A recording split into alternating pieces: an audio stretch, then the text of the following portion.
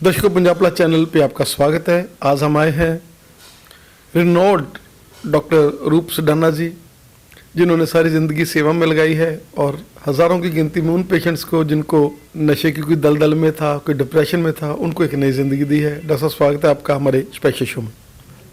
Thank you. Doctor साहब, आपने अपनी सारी ज़िंदगी जो है समर्पित की है लोगों के लिए, पेशेंट्स के लिए।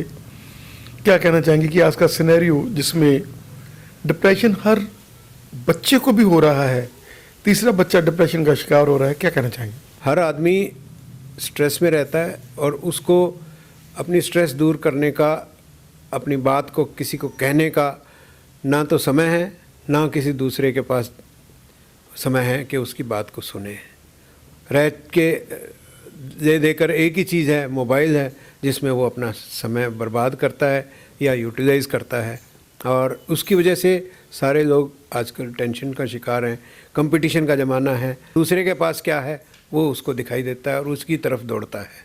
इसलिए हर आदमी का शिकार है और हर एक आदमी को चाहिए कि वो किसी न किसी से बात करके, जब भी उसको टेंशन हो, बात करके एक अच्छे दोस्त बनाएं, उनके साथ अपना समय बिताएं, जिससे कि वो इस टेंशन से दूर हो सके। कि स्कैट्री के डॉक्टर्स हैं जो, वो तो सबसे बड़े दोस्त हैं, क्योंकि उनके साथ बंदा बात कर सकता है। क्योंकि जब ये सिचुएशंस आती हैं तो फिर उनको कोई सूझता नहीं है और कई बार वो ज़्यादा ही उग्र हो जाते हैं और गलत जो हरकतें हैं उसमें भी अपने आप को, अपनी ज़िंदगी तक गवा लेते हैं। क्या कहना चाहेंगे कि अगर आपको लगता है डिप्रेशन एक बीमारी है और इसको छिपाना नहीं है, इसको ये नहीं है कि आपको लोग क्या कहेंगे, आप मेडिसिन क्या ले रहे हैं, ये एक तरह की शुगर है, हार्ट अटैक का बीमारी है या किसी और बीमारी, ये भी एक बीमारी है डिप्रेशन की, और इसको लोगों को एक्सेप्ट करना चाहिए। और अगर कोई प्रॉब्लम है तो they should consult the psychologist. जो स्टिग्मा है साइकेट्रिक इलनेस के लिए, मानसिक रोगों के लिए, डिप्रेशन के लिए, वो पढ़े लिखों में भी है, अनपढ़ में भी है और क्वालिफाइड लोगों में भी है। तो उस चीज़ से जो मानसिक रोग हैं वो बढ़ते हैं और उनका इलाज लेने में देरी हो जाती है। कुछ तो पहले ही साइकेट्रिस्ट कम हैं, कुछ लोग जिनके पास जाना चाहिए उनके पास जा नहीं पाते, देरी से जाते हैं और जब पहुंचते हैं तो बहुत देर हो चुकी होती है, इलाज लंबा चलता है। तो इसलिए अगर किसी को भी कोई स्ट्रेस है, आपको, आपके किसी मित्र को, आपके किसी रिश्तेदार को, तो उसको मोटिवेट करें कि वो पहले तो अपने मन की बात दूसरे के साथ शेयर करे और अगर उसको लगता है कि ये समस्या गंभीर है तो तुरंत डॉक्टर के पास, साइकेट्रिस्ट, साइकोलॉजिस्ट के पास जाकर के अपने मन की बात कहें।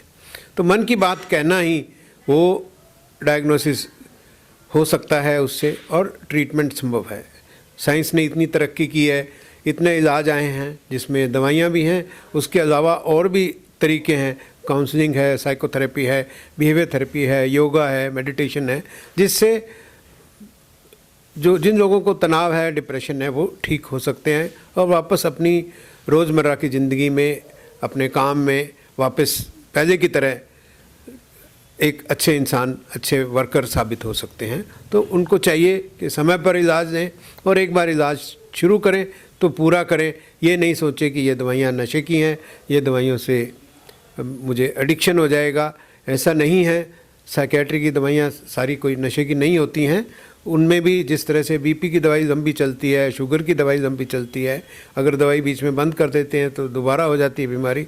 इसी तरह डिप्रेशन की या दूसरी मानसिक बीमारियां भी इलाज जैसा डॉक्टर कहें उसके हिसाब से करें और नियमित रूप से दिखाएं। ये नहीं है कि घर पे बैठे ये दवाइयां लेते रहे और वापस डॉक्टर के पास चेकअप नहीं कराया।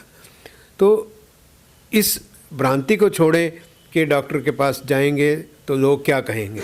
लोगों की बात मत सुने, अपने मन की बात सुनकर और अपना इलाज ढंग से करवाएं। जैसा सेल्फ मेडिकेशन, जो कि स्कैट्री वाले पेशेंट आमतौर पर केमिस्ट से बोल दिया कि मेरे को दिमाग में बोझ है, ट्रंकाइजर ले ली, अपने आप ही गूगल से ले लिया चीज़ कि मैंने ये, मेरे को प्रॉब्लम है तो मैं ये ले लूँ। क्या कहना चाहेंगे कि स्कैट्री का जो फील्ड है, जैसे आपने बताया कि अगर ये आप समय से इलाज नहीं कराएंगे तो ये बढ़ता जाएगा और विकराल रूप भी धारण कर सकता है। सेल्फ मेडिकेशन जो है और सेल्फ डायग्नोसिस, बहुत सारे पेशेंट्स हमारे पास आजकल आते हैं, स्पेशली यंगस्टर्स जो हैं, वो गूगल करते हैं, अपने सिम्टम्स को देखते हैं, और या तो उन्हें ऐसी भ्रांतियाँ हो जाती हैं कि ये खतरनाक बीमारी है, या इसका इलाज नहीं है, या इसका इलाज होने पर सारी कॉम्प्लिकेशन हो जाएंगी। उनको अगर कोई दवाई भी लिखते हैं तो वहीं बैठे ही चैम्बर में ही गूगल करने लग जाते हैं, या घर में गूगल करके उसके साइड इफ़ेक्ट्स।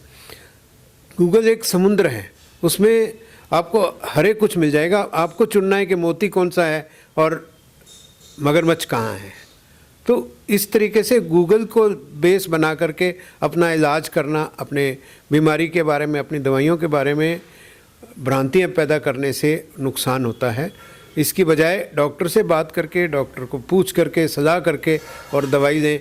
सिर्फ अपने मर्जी से मेडिकल स्टोर से जा कर के दवाई लेते रहने से बहुत नुकसान हो जाता है, साइड इफ़ेक्ट्स हो जाते हैं। दर्शकों, जैसे आज हम बने हैं डॉक्टर रूप सुडाना जी के साथ, जो कि लंबे समय से सेवाएं दे रहे हैं। जैसे डॉक्टर साहब ने आज हमें डिस्कस किया और बताया कि आप लोगों को कभी भी जब आप पेशेंट के तौर पर जाते हैं तो पेशेंट ही रहिए, आप ज़्यादा ओवर क्लेवर, ओवर स्मार्ट नहीं बने। आप कोशिश करें कि जो डॉक्टर ने कहा है, अगर हमको पेशेंट भगवान ने हमें कोई बीमारी दे दी है तो उसका इलाज निवारण करने के लिए डॉक्टर्स बैठे हैं, उसमें आप सेल्फ मेडिकोज नहीं करनी। डॉक्टर साहब का हमें समय देने के लिए धन्यवाद। Thank you Punjab plus channel का मेरे साथ बात करने के लिए, धन्यवाद।